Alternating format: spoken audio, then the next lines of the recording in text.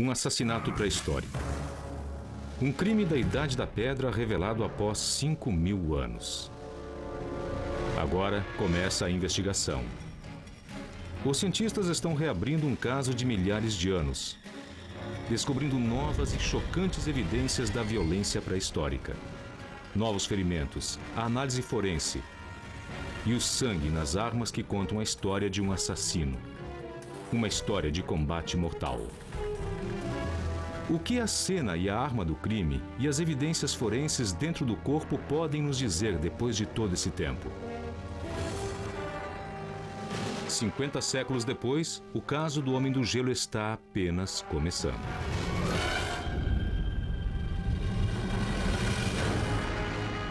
Quem matou Otzi?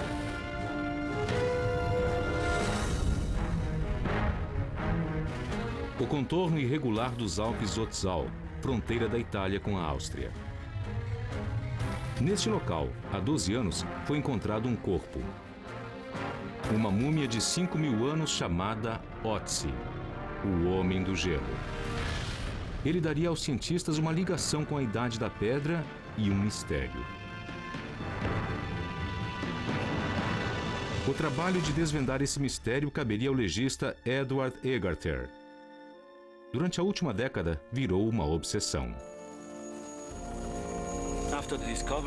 Após a descoberta da múmia em 1995, os cientistas acreditavam que o Homem do Gelo havia morrido de causas naturais. Por exemplo, acreditava-se que ele havia morrido de frio ou de hipotermia. Muitos achavam que Otzi havia morrido de exaustão.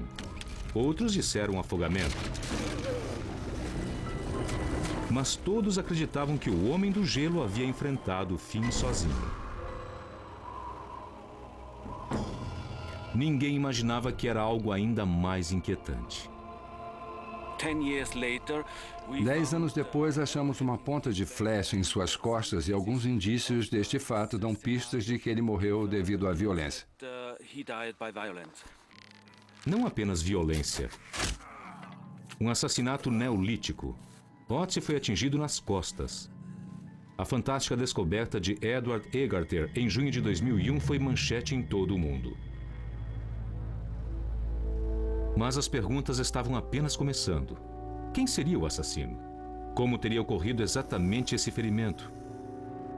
Agora, Egarter parte em busca das respostas. Seu objetivo? Desvendar esta morte misteriosa de uma vez por todas. Em que lugar exato foi encontrado o Homem do Gelo? Aqui embaixo. Egarter está de volta à cena do crime com Alois Pirpamer, um dos primeiros a descobrir a múmia neste desfiladeiro em 1991.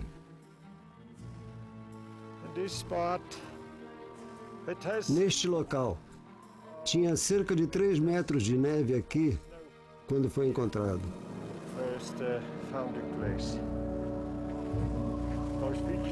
Pirpamer viu o corpo naquele dia estendido no gelo.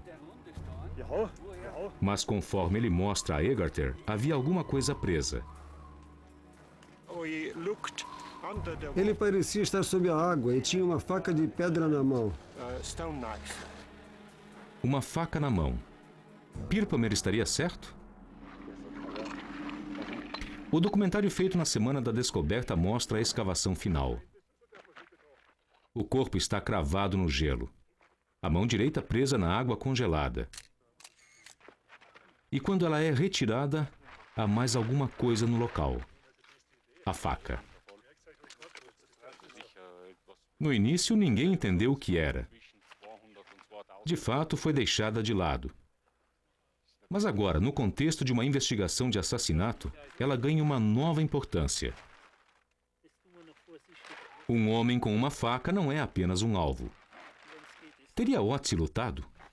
Seria a história do Homem do Gelo diferente do que todos suspeitavam? Em uma trilha de séculos, Edward Egarter teria muito o que fazer para desvendar os fatos. Para entender o que esta nova informação da faca pode significar, ele volta ao lugar onde passou os últimos 5 anos. O Museu de Bolzano, no norte da Itália. Lá surge uma parte do passado. Um corpo congelado no tempo. Esta múmia revolucionou nossa compreensão da pré-história, mudando sozinha as datas da Idade do Cobre, revelando que esse homem da Idade da Pedra era mais avançado do que imaginávamos. É claro que ele exerce fascínio sobre os pesquisadores como uma amostra científica, mas nunca como vítima de assassinato tentando contar a história de sua morte do além.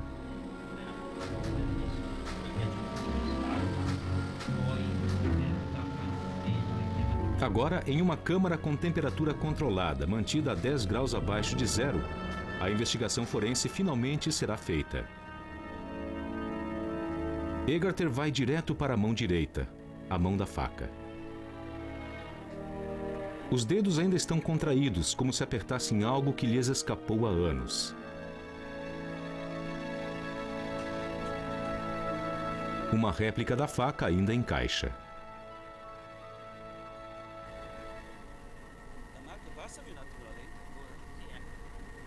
Mas quase na mesma hora, Egarter se depara com outro detalhe. Um ferimento. Um ferimento que ninguém havia percebido antes. Egarter não pode acreditar. Ele examina mais de perto. Após 12 anos e centenas de exames, é a primeira vez que ele é observado. Este não é um simples talho. É um corte profundo, um golpe na carne. Talvez os dedos estejam simplesmente contraídos de dor. Os raios-x examinam a extensão do ferimento. Uma incisão longa e reta que varou o tecido entre o polegar e os dedos, passando direto pelo músculo até o osso. Egarter procurava respostas. Agora tem um novo mistério pela frente. É incrível. Significa que a morte de Otzi ocorreu de forma totalmente diferente do que acreditávamos. Surge um novo cenário. Não de apenas uma simples flechada, mas de uma batalha.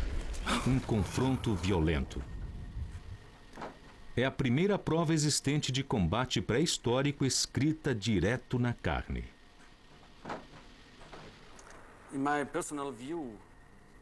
Na minha opinião, significa que teremos de rever todos os resultados científicos sobre o Homem do Gelo sob um prisma totalmente novo. Antes de mais nada, Egarter terá de retirar uma amostra da mão. Um fragmento de tecido para enviar para o laboratório. Edward Egarter vem investigando mortes suspeitas nos últimos 30 anos. Como legista-chefe da cidade de Bolzano, ele vê centenas de corpos por ano. Alguns resultam de acidente, outros de suicídio e alguns de assassinato, homicídio. Geralmente ele examina pessoas com morte recente. Mas por incrível que pareça, com Otzi não será muito diferente. A investigação do Homem do Gelo é absolutamente igual à que fazemos todo dia. E a diferença entre o Homem do Gelo e outro corpo é apenas que ele tem 5.000 anos, mas o método é o mesmo.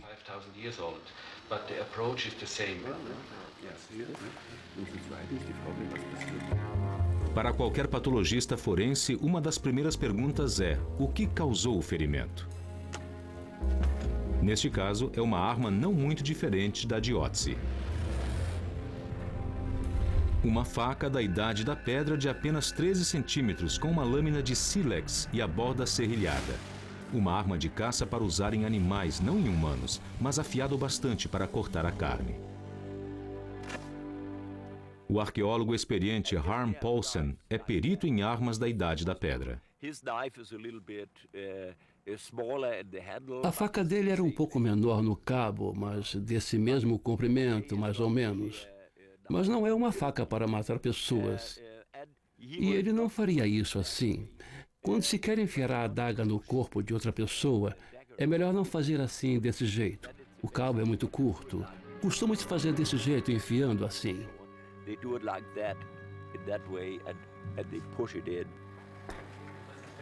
Egarter acredita que o ferimento de faca é a chave para entender a morte de Otzi. Mas uma coisa é ter uma teoria, outra é prová-la. Em seu trabalho, Egarter está acostumado a aplicar os padrões de prova definitiva.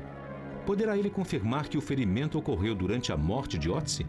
E o que isso nos diria? Uma coisa é certa. Este é o tipo de ferimento que Egarter já viu muitas vezes. É um ferimento típico de defesa, e essa espécie de ferimento costuma ocorrer durante uma luta ou quando alguém se sente atacado por uma arma.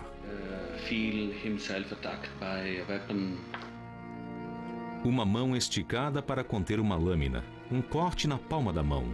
É um ferimento clássico de defesa em um ataque de faca. Quando as pessoas lutam e uma tem uma faca e a outra quer afastá-la, então ela pega aqui. E este é um corte típico, aqui entre o polegar e o dedo, e vai direto ao osso.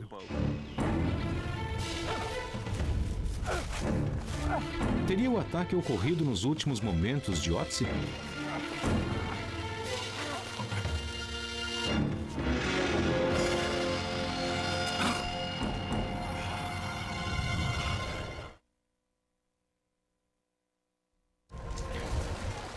Em Bolzano, Tom Loy é chamado para ver o que as armas podem revelar.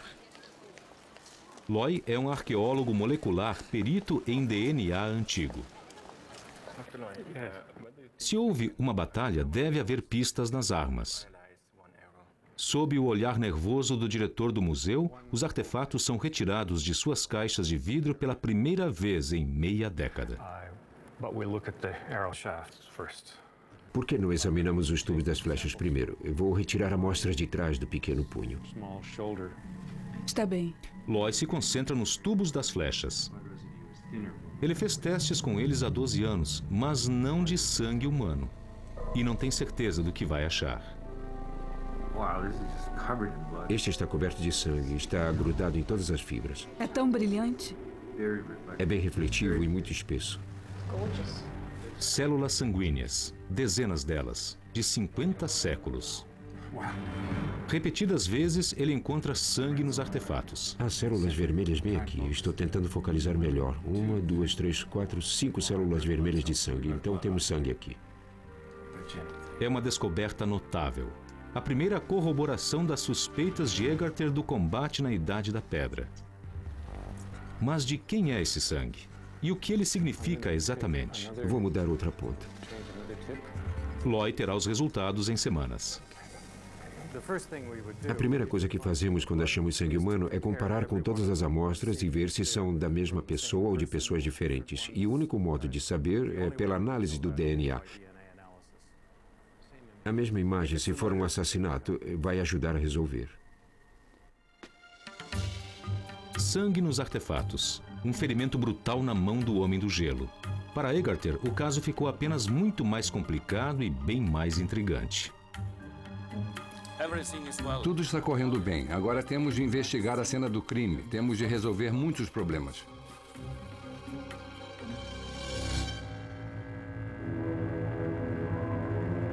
Quando a noite caiu, quando a morte chegou para o Homem do Gelo, ela o encontrou assim. Uma vítima. E o local do seu descanso final, a cena do crime. Um enigma a ser decifrado. O que a história pode contar aqui? Um corpo em uma depressão rochosa no topo de um desfiladeiro. 4,5 metros à direita de uma saliência de pedra, uma mochila e um machado. Abaixo, encostado em pé, um arco inacabado. No solo próximo, um coldre com 2 flechas e uma dúzia de tubos de flechas. Havia até um pacote com ervas medicinais e carvão para acender o fogo. Valioso em especial era o machado de cobre. Mas o que ninguém conseguia explicar era por que, se Otzi havia sido atacado, nenhum de seus pertences havia sido levado. Há 2 teorias. E ambas dão pistas do que aconteceu ao Homem do Gelo no final. Talvez ele tenha apenas fugido de seus inimigos usando seu conhecimento dos Alpes para se embrenhar pelas nuvens e gretas. Há uma outra teoria. O arqueólogo Horst Seidler questiona se Otzi não teria enfrentado seu agressor. Apesar da forte dor causada pelo ferimento, ele deve ter matado o homem que tentou matá-lo e tentou derrubá-lo. Quando ele se deitou, depois de ter arrumado todo o equipamento adequadamente, então deve ter se sentido numa situação bastante segura, porque quando se está numa situação de perigo, não há tempo suficiente para organizar tudo direito.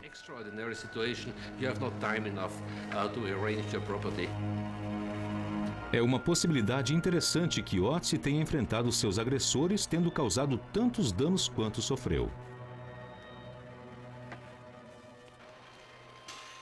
Edward Egarter está começando a compor uma nova cena das últimas horas de Otzi. Não um simples ato, mas um combate realizado em várias etapas. Uma batalha, ou duas. Uma fuga, culminando com a morte. Egarter volta correndo ao museu para ver se a evidência do corpo pode sustentar isso. Junto ao radiologista Paul Gostner, ele inicia uma investigação minuciosa. Em um novo exame, de repente eles percebem que o corte na mão direita é só o começo. Há outros ferimentos nunca vistos antes na carne nodosa de Otzi. Um segundo corte profundo em sua mão esquerda. Um golpe no antebraço direito. E no lado esquerdo do tronco, 3 graves contusões. Egarter tira uma pequena amostra do centro de um dos ferimentos.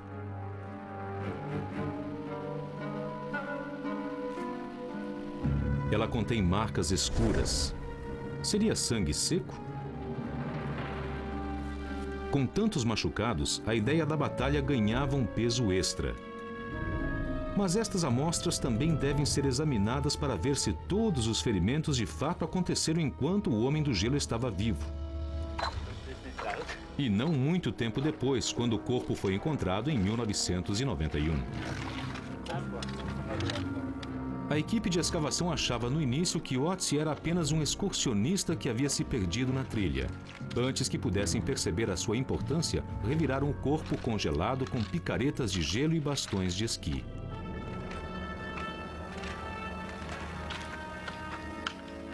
Durante anos, especialistas acharam que o resgate havia sido a causa da maioria dos danos na carne de Otzi. Mas se esses ferimentos de fato ocorreram durante a sua vida, descreveriam um cenário ainda mais cruel. Para descobrir, Egarter convoca o Dr. Andreas Nerlich, perito em DNA antigo.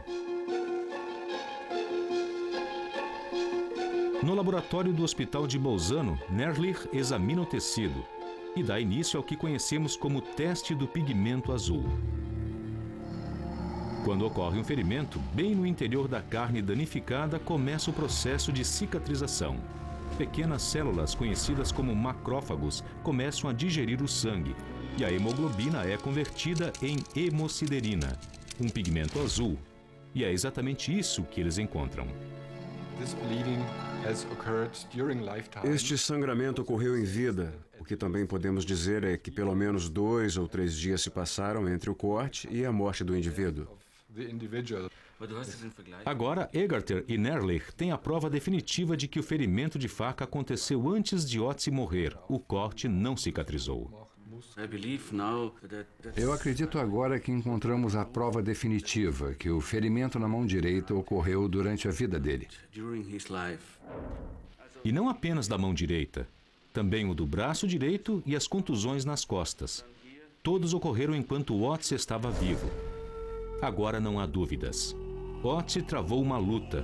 Foi espancado e cortado, ferido de uma só vez, morrendo 48 horas depois, assim como proposto pelas teorias de fuga. A última batalha de Otzi passou de conjetura a fato. Agora resta a Egarter descobrir como Otzi foi morto e quem foi o responsável. As novas evidências da batalha final de Otzi podem parecer surpreendentes, mas não deveriam ser. Afinal, ele viveu em uma época violenta.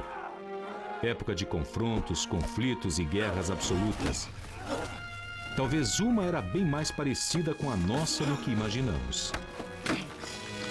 O período neolítico de Otzi marcou uma intensificação na história da violência por razões bastante específicas. Conforme o aglomerado de caçadores se transformava em comunidades rurais mais estáveis, o homem neolítico descobria um novo mundo. Antes, ele matava simplesmente o que precisava comer naquela noite. Agora, começava a armazenar comida para temporadas inteiras. E quando algumas pessoas armazenavam mais que outras, despertavam a inveja e lutas, até guerras eram travadas. Não eram mais brigas antiquadas. As técnicas de luta começavam a mudar. Menos corpo a corpo, mais armas. Facas, machados e lanças. Começava a primeira corrida armamentista. Otzi tinha ferimentos de toda espécie de arma em seu corpo, conforme Egarter estava começando a constatar.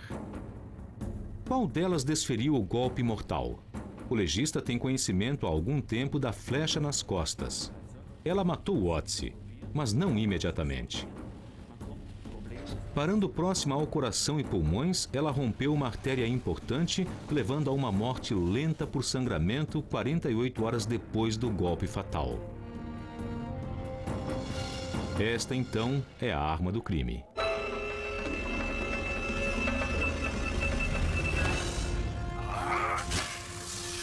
60 centímetros de comprimento, uma ponta de sílex, um tubo de madeira, triplamente ornado com penas para rotação e estabilidade, levando a potência máxima na ponta.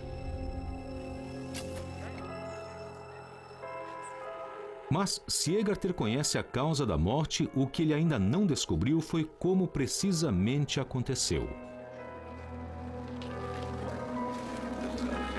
Em um vale não muito distante de onde Otzi foi encontrado, Egarter juntou-se aos arqueólogos Harm Paulsen, Anna Pedrotti e Vittorio Brizzi em um local para a prática de arco e flecha para uma arqueologia experimental. Ali está. Eles vão tentar recriar o golpe de Otzi com réplicas exatas do arco e da flecha que o mataram. Isso é ótimo. Ali seria o topo. Paulsen marca o tubo para aferir a profundidade da penetração. A flecha de Otzi afundou 3 centímetros em suas costas. Esta experiência os ajudará a estipular exatamente a que distância o assassino estava quando Otzi levou o golpe mortal. Esse é o ombro, está ótimo. Agora vamos colocá-lo aqui. Fazendo o papel de Otzi à lateral de um porco. Isso mesmo. Talvez um pouco mais, esta parte, assim mesmo, pronto. Agora vamos colocar a pele sobre ele. Para ficar perfeito, será coberto com um manto de pele de cabra, não muito diferente do que o homem de gelo usava. Devia estar pendurado.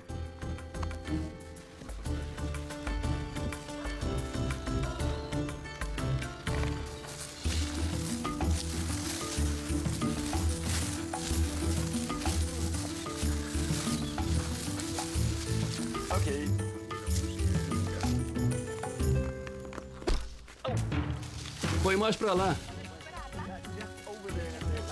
Foi o primeiro, é normal. Muito bem, de novo. Ótimo. Não poderia ter sido de perto. Isto teria atravessado Otzi. Perfeito. Estão vendo aqui? A flecha penetrou uma camada bem espessa aqui e tocou nas costelas aqui. E talvez o ponto. Não, o ponto não foi atingido. Ali? Não. E um pouquinho. Um pouquinho. Esse foi de 10 metros. Agora vamos tentar de 20 e 30 metros. Então veremos.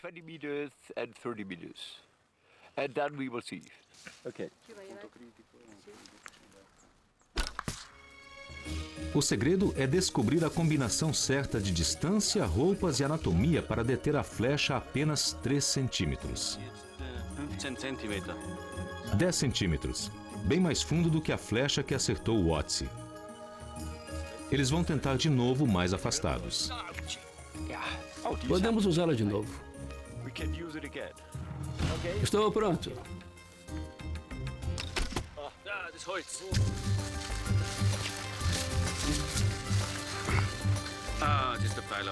Agora eles acertaram a distância. A pele foi penetrada e a flecha entrou e saiu do outro lado e a ponta ainda está dentro. Então, esta foi quase igual à flechada nas costas do Otzi. O veredicto. Com uma flecha de 60 centímetros e 50 libras de força do arco, o cálculo da morte gera mais uma resposta. O golpe mortal foi de 30 metros de distância. Que tipo de golpe foi esse? Segundo Ana Pedrotti, não foi um golpe aleatório nem incidente de caça. As evidências estão na ponta da flecha. Havia 2 tipos principais na época. Estas são flechas encontradas nesta região. Elas têm formas diferentes. Uma tem uma base pontuda e a outra é maior, com a base arredondada. Elas também têm dimensões diferentes. E talvez essas formas distintas fossem usadas para fins distintos. A oval quase sempre era usada para a caça, mas a triangular é conhecida como flecha de guerra. Em todas as mortes de flecha em humanos que Pedrotti estudou até agora, a ponta triangular foi usada. A arma escolhida contra pessoas. Pedrotti pode mostrar como ela era usada. Um fóssil impressionante. Uma ponta triangular cravada no osso de um pescoço humano.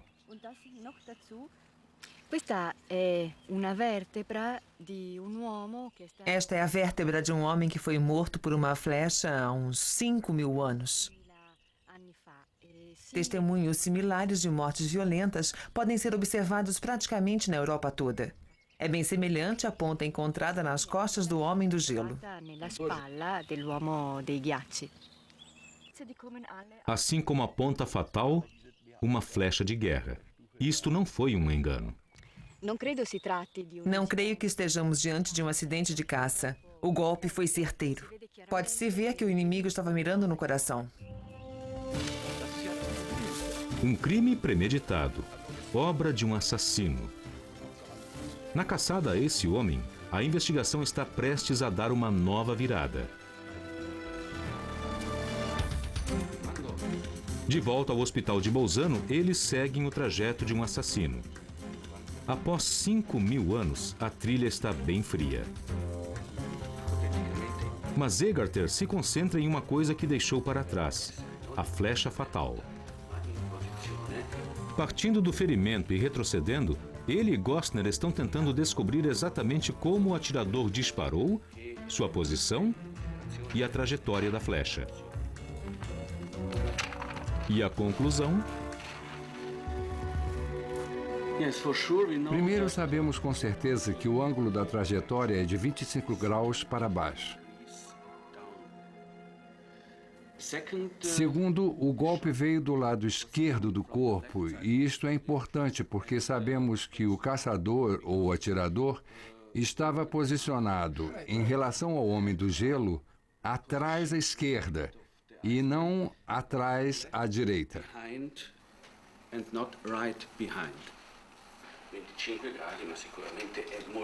O que esse golpe nos conta sobre o assassino? Foi um disparo na mosca, acertando as costas a quase meio campo de futebol de distância. O agressor estava mirando no coração. E a 30 metros de distância, ele errou o alvo por menos de 10 centímetros, mas perto bastante para matar Otzi. Creio que quem atingiu o Homem de Gelo era um excelente atirador. Atingir um alvo em movimento a 30 metros ou mais nas montanhas com o vento soprando é muito difícil.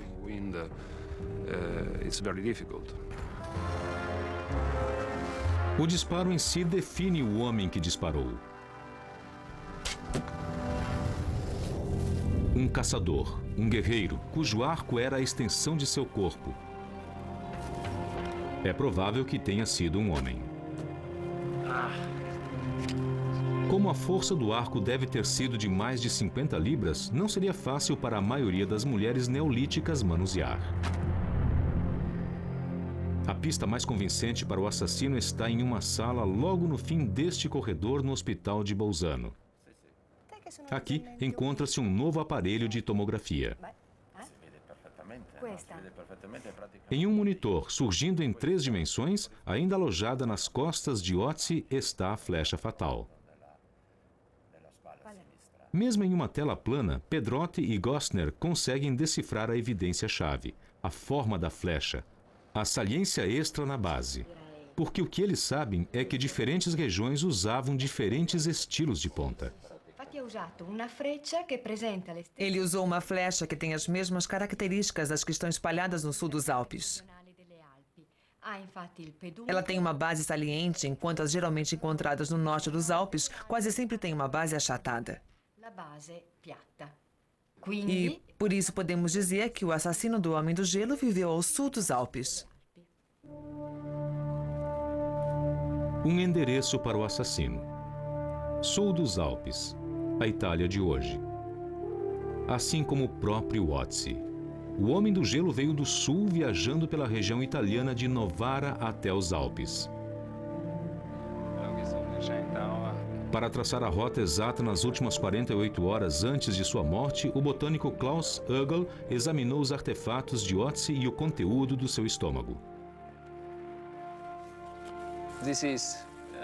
Este é um mapa da vegetação do Tirol e pode-se ver nitidamente na cor vermelha que a vegetação que exige calor está apenas distribuída no sul dos Alpes.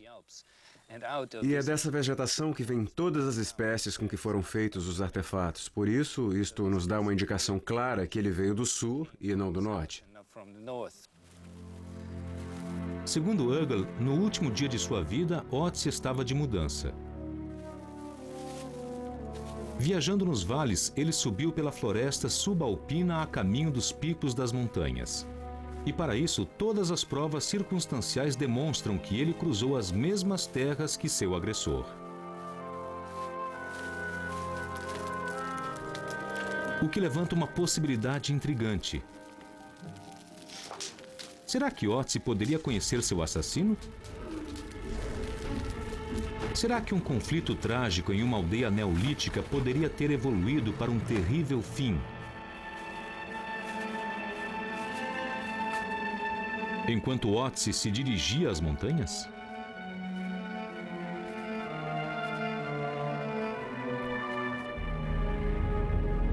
Para descobrir a magnitude da violência, Egerter está examinando uma nova evidência física, o traumatismo maciço no rosto de Ötzi. Uma fratura no osso da face direita, na órbita ocular e o nariz quebrado. Em exames anteriores, todos esses ferimentos foram descartados. A fratura na face direita foi considerada um dano de uma investigação anterior. O nariz quebrado foi causado pelo peso da geleira. Mas um novo exame de tomografia e de raios-x fez surgir uma nova teoria, um golpe final no rosto. Eles ficaram intrigados com uma segunda linha de fratura na face direita. No osso da face direita, podemos ver um claro impacto em um lado e uma fratura no outro. O crânio também está rachado. Mas há um ponto que eles não conseguem explicar. Atrás do lado esquerdo do cérebro, uma mancha escura.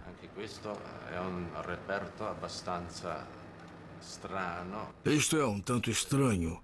É compatível com as fraturas, uma lesão decorrente do impacto. Teria de ter acontecido no momento da morte. Poderia ter sido um tumor ou um derrame.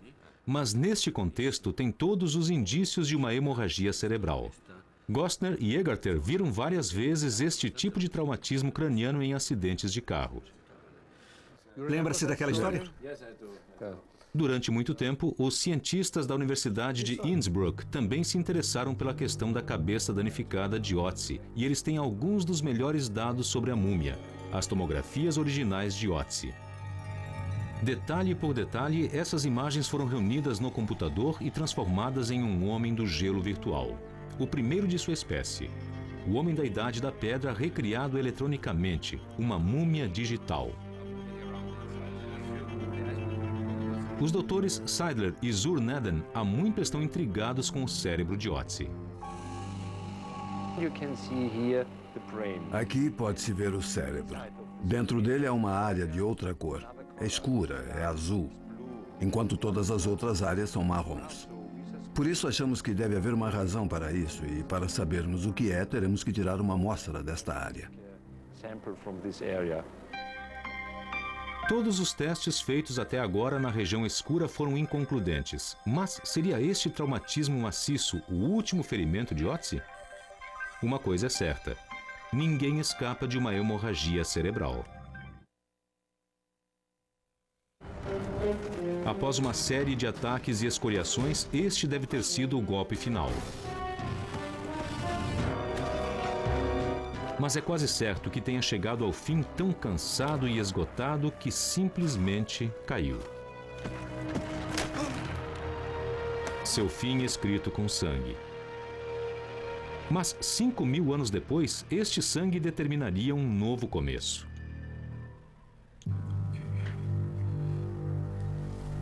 Na investigação do assassinato de Ötzi, o arqueólogo molecular Tom Loy começa a encontrar novos resultados dramáticos. Aqui está. Ele está verificando a flecha triangular da aljava de Ötzi. Essas flechas são consideradas flechas de combate. Isto é, se você quer causar dano e dor, possivelmente matar o seu adversário. Em uma dessas flechas, Ötzi deixou sua marca. Sabe o que estou vendo aqui? O quê? Tem parte de uma impressão digital aqui, bem na frente da resina preta. Uma impressão digital deixada na flecha. Enquanto a resina estava quente, o homem do gelo deve ter posto o dedo bem aqui, empurrando assim para cima, para limpar a superfície e deixar essa junta lisa. E aí está a pequena impressão do dedo. Incrível. É um momento incrivelmente íntimo. Um contato com o passado. E há mais coisas a serem descobertas nessas flechas. Loy conseguiu quase literalmente tirar sangue de uma pedra. De fato, uma ponta e seu tubo deram positivo. Está coberto de sangue. O sangue era humano. Os traços genéticos são distintos. Agora, ele examina o manto de Ötzi. A pele foi costurada em um arco-íris de tiras. Tem um excelente bem aqui. É evidente que esse tempo todo o deixou em retalhos, mas Loy decide fazer um novo teste, esperando encontrar sangue no próprio manto. Os vestígios do conflito pré-histórico. Se for sangue, vai ficar verde. A reação química é medida com uma tira reagente. Leva apenas 2 minutos.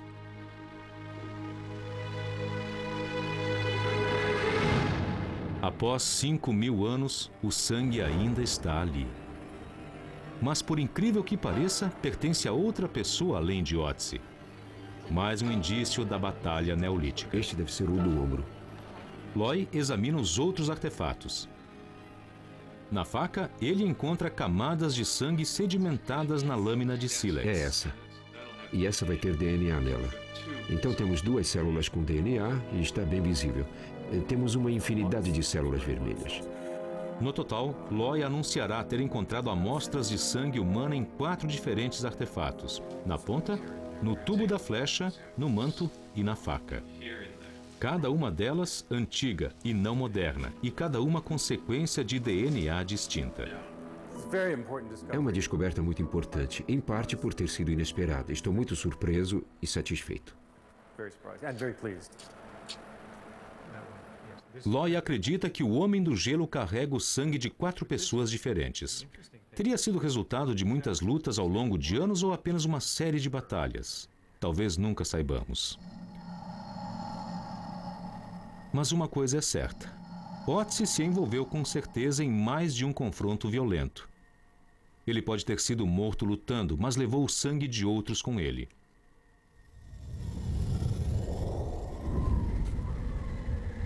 Assim, surge uma nova imagem de Otzi, um caçador de animais, mas também um lutador que espreitava enfrentando humanos nas altas montanhas. Não era mais apenas uma vítima, mas um homem que defendia seu território. E assim, na busca de um assassino, é Otzi, o Homem do Gelo, que pode fazer jus a esse título. Na Austrália, o Dr. Loy anuncia que retirou o material genético dos artefatos. 4 amostras de DNA antigo, mas nenhuma delas pertencia a Otzi. Poderia pertencer a um de seus agressores?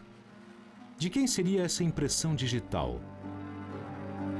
Na pesquisa em andamento, Loy acabará descobrindo vários dados deste DNA: olhos, sexo, cor do cabelo, até a predisposição para doenças. Talvez seja o agressor de Otzi, talvez sua vítima.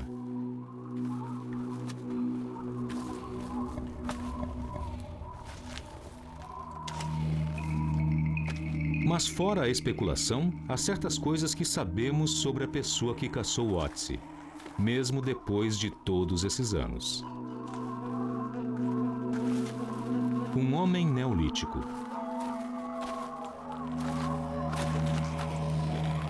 Bastante habilidoso para abater um alvo em movimento a 30 metros de distância com sangue frio suficiente para atacar pelas costas. Em suma, um caçador ou guerreiro vindo do sul dos Alpes, hoje Itália, espreitando seu alvo humano pelas montanhas.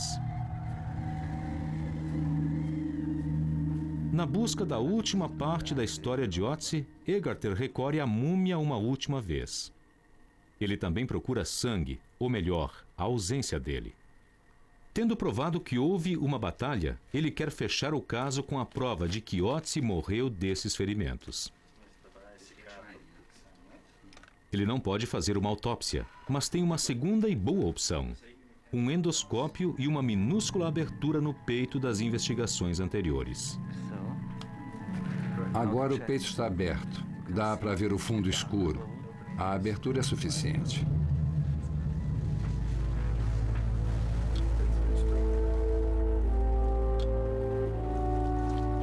Dentro do Homem do Gelo começa uma viagem fantástica. Logo, os órgãos tornam-se visíveis. A mumificação comprimiu o coração até o tamanho de um pires, mas todas as partes estão lá. 5.000 anos depois, está tudo intacto.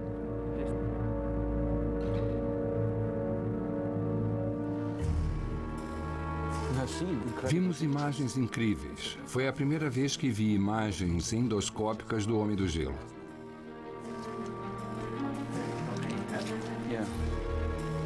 A única coisa que não encontram é sangue, justo como Egarter suspeitava. Para nossa investigação sobre a causa da morte do Homem do Gelo, verificamos que as cavidades torácicas não contêm sangue. Ele teve perda de sangue, mas não nos pulmões nem na cavidade torácica.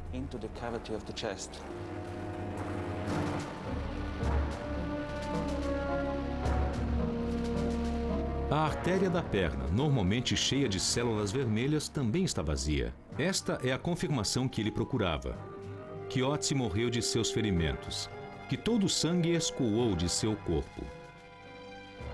Agora as peças se encaixam. Um cenário dos 2 últimos dias, mais desesperador, mais violento do que se havia imaginado.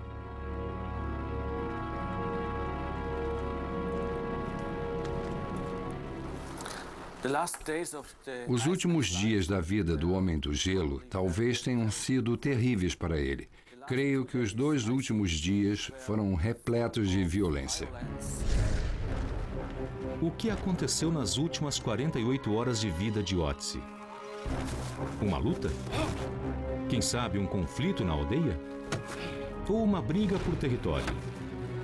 De qualquer forma, deve ter sido desumana. 2 vidas colidindo com a aspereza rochosa da Idade da Pedra. Otzi foi para as montanhas. Seguido por um caçador. O golpe, quando veio, pegou a centímetros do coração.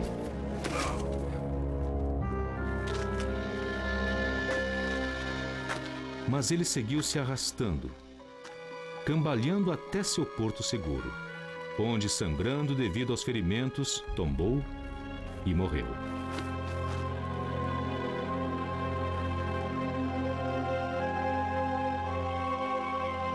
Esta é a ironia final da história de Otzi, pois conforme as últimas gotas se esvaíam dele, levavam consigo os micróbios que decompõem o corpo. E assim, no final, a perda do sangue que mantinha a sua vida, de fato o preservou. E o que matou o homem do gelo, também o salvou para a eternidade.